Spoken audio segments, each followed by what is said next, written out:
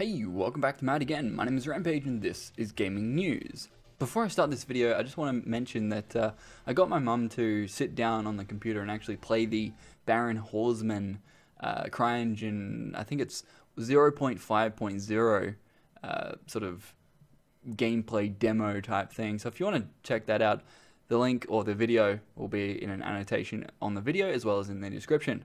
Hope you guys enjoy. This article is Mortal Kombat X's Xbox 360 and PS3 releases have been canned. So this is what Yorick has to say on the Warner Brothers or WB Games official forums. After months of development, Warner Brothers Interactive Entertainment has come to the regrettable conclusion that we cannot release Mortal Kombat X for PS3 and Xbox 360. Please know our teams worked diligently to meet the quality standards set by the current gen versions of the game. We were not able to get the PS3 and Xbox 360 versions to the quality expected of a Mortal Kombat game and are very sorry for not being able to deliver the products as originally planned. If you pre-ordered Mortal Kombat X for PS3, Xbox 360, please go to your retail location where you pre-ordered the game and you will receive a full refund. You really think so, mate?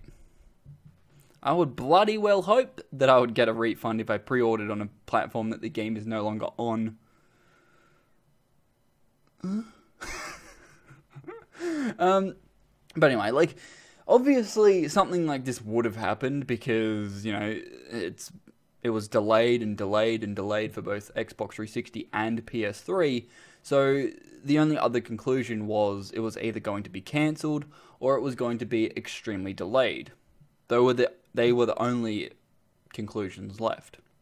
So now what I really want to understand is why they chose to completely cancel Mortal Kombat X for PS3 and Xbox 360, because, you know, what made Mortal Kombat X so different to Mortal Kombat 9 that you were unable to release the game for the older generation? That's my question to you, Warner Brothers. What was actually different this time around? Nothing. Except maybe like visual fidelity and graphics. Even though they're exactly the same fucking deal. It just makes no sense to me. The only sense that this idea or this cancellation makes any sense whatsoever is the fact that it was delayed that often that the game is essentially irrelevant right now. That's the only way that this could actually make sense, because it's not like, oh, you know, we were unable to release the game for that platform. But I don't think it's like that. I think it's just that the game was delayed that often that the game just isn't going to be that relevant for those platforms anymore. Now, the same thing could be said for Batman Arkham Knight for PC. The PC version is in a shit state. It got a patch that doesn't work, and it's still not being sold. So, at that point, is the PC version going to get cancelled? Because that's obviously not in the state that Warner Brothers wanted it in. But anyway, let me know what your thoughts are on this situation. The next article is XCOM 2 delayed to February. So apparently, the game was supposed to come out in November. Okay. So the dev studio Phyrexis and the producer Take-Two stated, "Hello XCOM fans, we want to give you an update on the release we want to give you an update on the release date for XCOM 2. That's a weird statement. We've set a high bar for the sequel, and the entire team has been working hard to make sure we deliver a great follow-up to Enemy Unknown. We just need a little more time to make it the best possible game. With XCOM 2, we want to have more depth, more replayability, and more investment in your soldiers, and this extension will give us the time we need to deliver on our promise to you. We appreciate your patience and continued support as we move towards February. Good luck, Commander, the XCOM 2 dev team." Now, I have no idea what XCOM essentially is. I just know that it's sort of like, it originally was like a turn-based game. Now, they released this sort of third-person game. I think it was called The Bureau. XCOM. I think it's called, yeah, XCOM. Yeah, The Bureau, XCOM Declassified. That was the third-person action game. Then Enemy Unknown was released, and I believe that's the sort of same sort of thing, but it's like, hold on, I'm looking at images for it now. Yeah, so it's still the sort of turn-based strategy. Okay.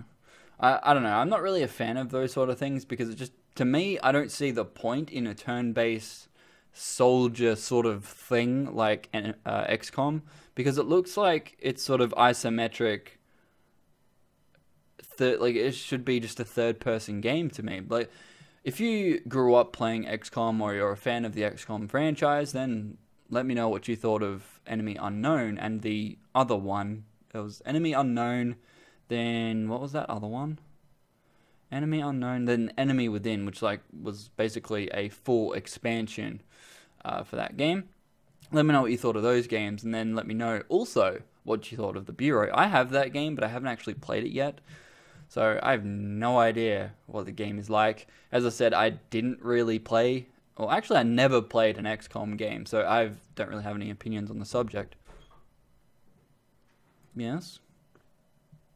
Ah, fuck. Well, I wouldn't have pulled if you hadn't pulled it yet. Sorry about that. The next article is GOG Galaxy will soon let you roll back game updates. So apparently they'll have the ability to sometimes game updates break things. The rollback feature is here, allowing you to restore your game to an earlier version with just a single click. It should be with just a single click, but game updates are now not just optional, but also reversible. This is a very good idea, something that Steam hasn't had. And this could, I'm not saying that GOG will ultimately take over Steam, I'm not saying that, but hopefully Steam will push to something like this, because a few games have actually had updates where the game itself either has performance issues or there's some other issue that sort of arises from a specific update, or the update just doesn't fix what it claims. So this could actually be a very good idea, especially if like you have a game that, as they state, it maybe have broken something and you want it to be reverted back, but the developer doesn't allow you to do that. Some developers actually allow you to revert back via a beta update, but the majority of them don't. So with this idea in place, it actually allows you to go back, and I am all for that idea. You know, it doesn't matter what game it is, right? This idea is a great idea, and every developer needs to take a part in doing this. Now, I don't know whether it's going to be an automated thing. Sorry if you can hear the phone, but yeah, it's cool. It doesn't really make a lot of sense most of the time, but it's there. It's a good thing to have. So yeah, hopefully Steam can give us this idea as well, because, you know, they've basically changed the front page, so basically only selected games get on the front page now. So that's a horrible idea. Anyway, the final article is Dragon Age Inquisition's final story DLC takes place 2 years later. Okay, so apparently this DLC is called the Trespasser DLC and is the final single-player DLC for BioWare's role-playing game, Dragon Age Inquisition. Okay, I still haven't played that game. I actually got the case right here. I got the game. Oh, can't show you the product key. That's got to go out. But, yeah, I have the game on PC. But I still haven't played it yet. Reasons being, because I actually wanted to get all the DLC for it before I started playing it. And, you know, they kept saying there was going to be more DLC and stuff like that. So I was like, fuck it, I'll wait. I'll wait for all the DLC. So then if I finish the game, hopefully sometime this year, because I still haven't uploaded the Witcher 3 playthrough yet, and I actually finished that game. Yeah, and I don't know, it's taking me ages to finish games these days, I don't know why. But yeah, hope you guys enjoyed the video. Please don't forget to rate, comment, and subscribe. See you guys next time. Peace out.